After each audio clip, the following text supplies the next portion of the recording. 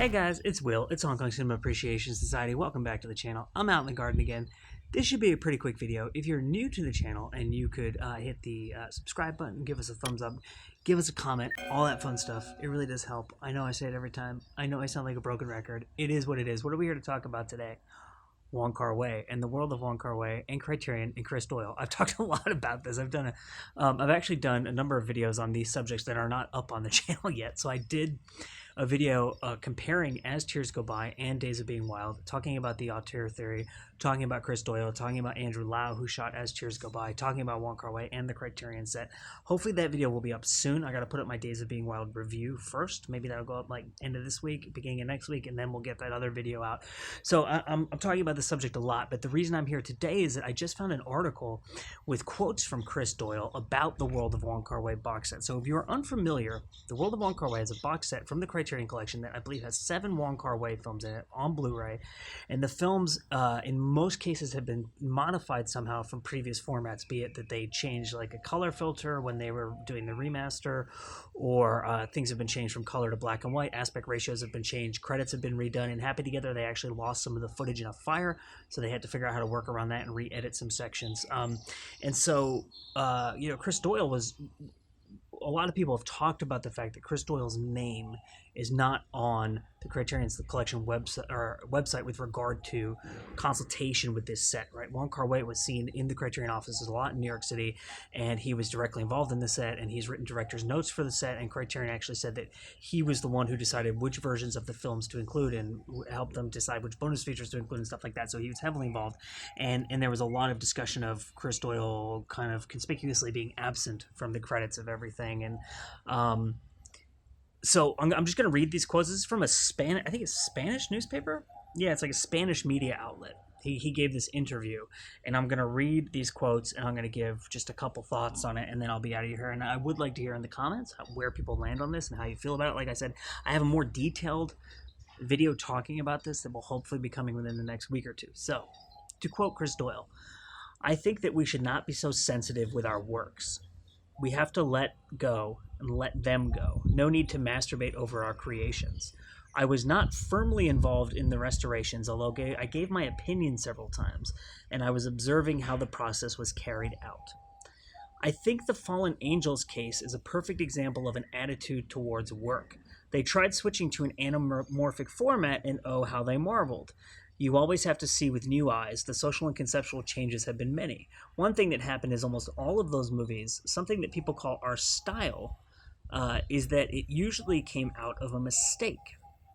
So he continues to talk about the black and white scenes in Fallen Angels. "What happened was that we shot a certain scene with 2 actors who had only been hired for 1 day, and something went wrong with the emulsion," he said, which is like to do with the process of the actual film stock and developing it. "I don't remember the reason. Maybe one of the attendees accidentally opened the can. The truth is that the image had been left with low exposure and a lot of grain. What to do about that? We tried various things and eventually transferred the scenes to high exposure black and white film, and that worked. But we couldn't have a single black and white scene, so we decided that every time something went wrong in the relationship with the leads, that situation would be seen in black and white. That became a part of the style, but it wasn't originally that way. It was kind of like a compromise." As for Happy Together, Doyle adds that something similar happened with the first scene, but then we fell in love with black and white, and the movie ended up having about 20 minutes without color. The style came out of an unexpected coincidence, and I think that's the attitude any artist should have. Usually, mistakes are telling you something you would never have thought of. And then it says here that he did not specifically comment on Chungking Express. And so those are Chris Doyle's thoughts. And it's interesting to me because, I mean, in a lot of respects, I would agree with him. As you know, with regard to artistic stuff, creative stuff, whatever, like my experience has typically been to, like I did a lot of theater when I was younger. I wrote plays, I acted in plays, I directed plays. This was like high school, college.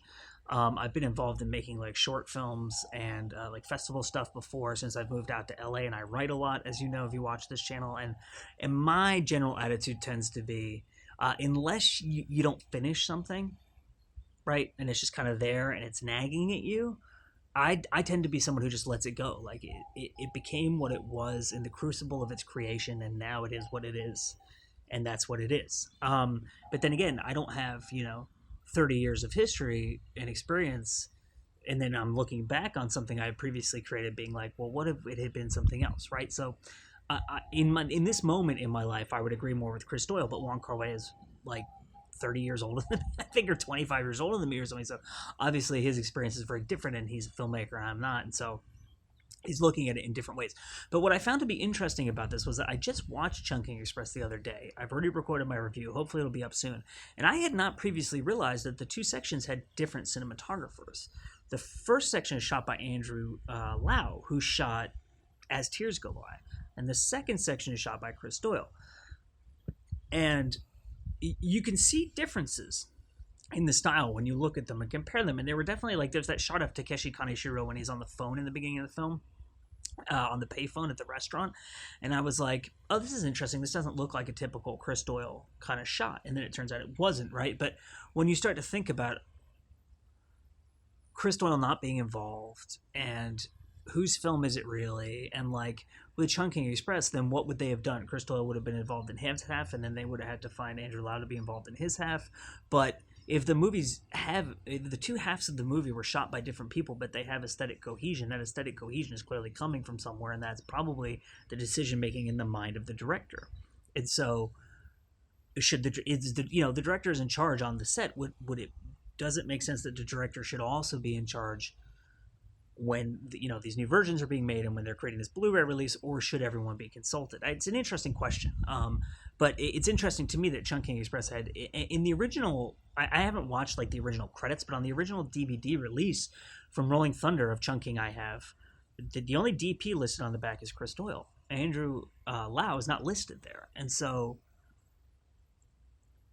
it's funny because that movie is a movie a lot of people point to as being like a high point in his career, and a lot of people talk about how Wong Kar-wai is not Wong Kar-wai without Chris Doyle, but a huge section of that movie was shot by someone else, and no one ever talks about how it's not Wong Kar-wai. Only the second half is, right? The whole movie is considered. So I don't know, it just deepens the kind of mystery in the conversation about whose movie is it, and the auteur theory. And I disagree. As I say in my video, which you'll get to when I post it, I know I should have posted them in the other order. We just haven't had time to get around to the other one yet, and I apologize for that. But I disagree with the word auteur in the context of the auteur theory, but I have a lot of thoughts on the theory itself. So my name is Will. These are Chris Doyle's thoughts on the Wong Kar-wai, World of Wong Kar-wai Criterion Collection box set. It's Hong Kong Cinema Appreciation Society. I thank you so much for watching, and we will see you next time.